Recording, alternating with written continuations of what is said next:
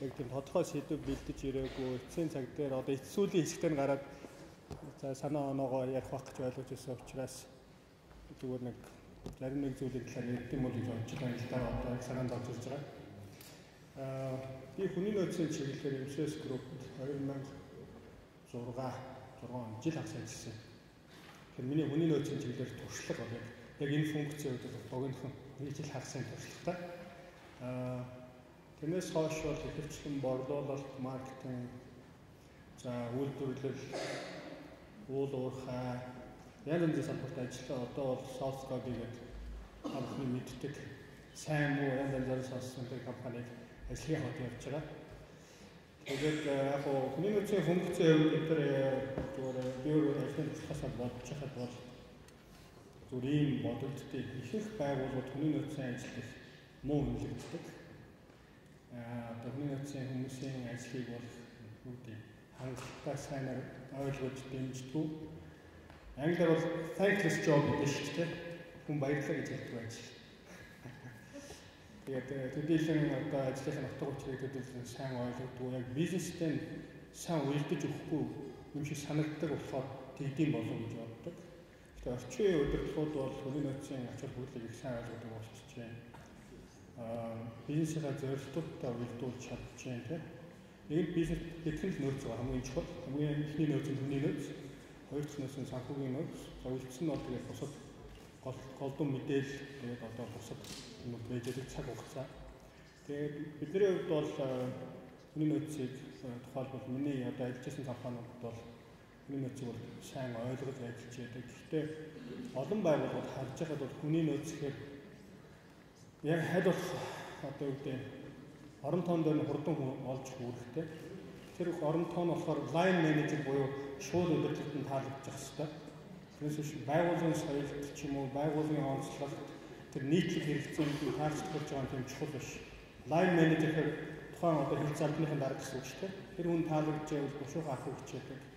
За тэгээд үндсэндээ хүний нөөцийн ажил зогсдог. Тэгээд тэрнээс хойш бол өнөө хүний хөгжүүлэлт сургах за тэгээд хэрэгтэй болон бусад өсөлтийг хийх ажил нь үндсэндээ одоо line manager хийх хэрэгтэй байдаг. Тэгээд line manager-ууд нь тэр үүргээ төдийлөн ойлгодог учраас яг хөө тэгээд сайн хүмүүс бол бүр сайн болж чаддгүй, явандаа залхаад гарчдаг, өөр газар явдаг. Бас сайн менежер, line manager байж чадвал хүн хурдан хөгжөөд дэвшээд явцдаг бас сайн хүн байж байгаа. Тэгээ хүний нөөцийн ажлыг хизээ инээр гарч ирдэг байх гэхээр за нэг шинэ жил болохоор хүний шагнах гэсэн үг хэнийг шагнах вэ? Тэгээ нэг санаандгүй байдлаар хэл залгуудаа гомдоохгүй байдлаар тэгшиж байгаа нэг баах юм шагнаждаг. Сайн ажилласан юм бүүмэд өнгөрсөн жил сайн ажилласан хүн шагнадгүй яагаад өнгөрсөн жил шагнагдсан юм чинь. Тэгэхээр энэ жил өөр хүн шагнана гэж шагнагдаж байна. Энэ хүний ажлыг хүн нөөцийн ажлыг тэр хүн санагдаад дараа нь хүн халах чөлөөлөл бас тийм тань зан чанар юу вэ?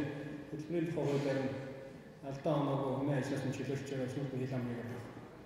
Тэгэл үндсэндээ шинэ байгууллагын хүний нөөцийн ажил хийгдээ дуусчихсан багтдаг. Сүүлийн үед бол ямар ч үсэн энэ чиглэлээр олон бас сургалтын судалгааны байгууллагууд орж ирээд нэлээд ажил хийж байна.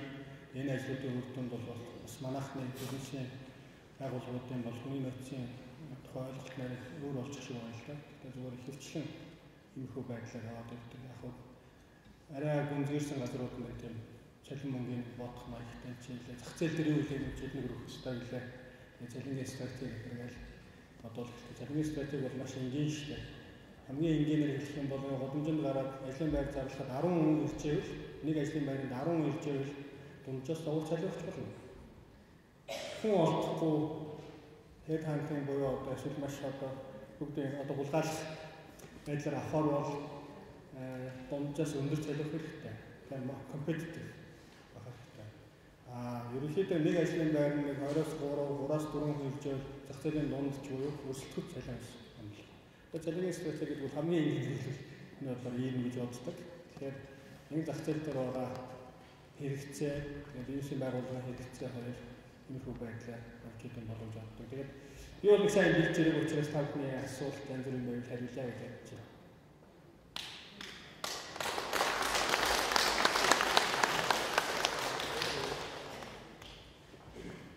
За манайхаа асуух бол нээлттэй байгаа. Асуумаар, тодруулмаар их олон захирал өөрийгөө их даруйхан хэлж байгаа. Гэхдээ бол маш олон гар ширмэртэй бахархал ихтэй юм байна. Тэгээд туршлагаас нь уурлаад боцыг нэг асуулт өгөөл асуугаарай.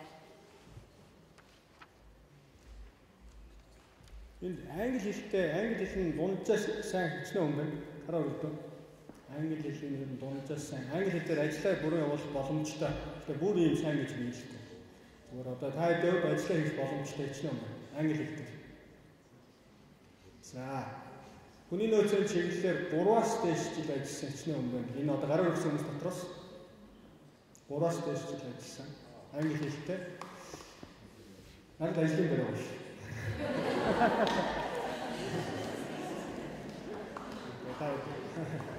Тэр сонирхол уулзаарай. За